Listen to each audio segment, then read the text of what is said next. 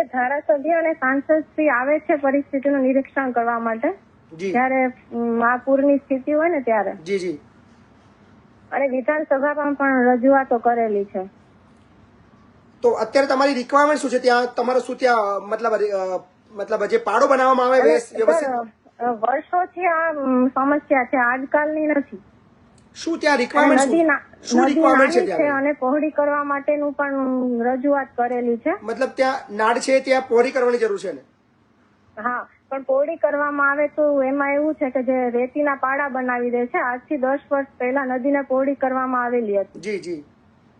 તો જ્યાં રેતીના પાડા બનાવી દે છે તો એનું ધોવાણ થઈ જાય છે, કેમ કે જે આરસીસી ની જે દિવાલો હોય એ કાંઈ નથી.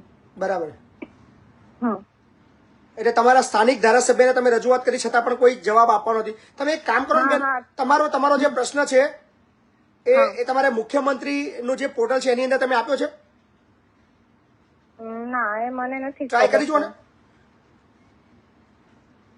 તમારું જે ગૂગલ ની અંદર સર્ચ કરો મુખ્યમંત્રી પોર્ટલ, તો એની અંદર તમને કોઈ 2-4 ઓપ્શન મળશે. એની અંદર તમે થોડું સર્ચ કરીને જુઓ ને શું આવે છે. હા, તમે મુખ્યમંત્રીને પણ સીધી તમારી રજૂઆત મોકલી શકો છો. છતાં પણ તમે બેન એક કામ કરજો, મને તમારું જે આખી ડિટેલ છે એ વોટ્સએપ મને કરજો, તો બની શકે હું કયા વિભાગને લગતું છે. તમને જે પરિસ્થિતિ છે એના વિડીયોઝ પણ હું તમને મોકલીશ. જી.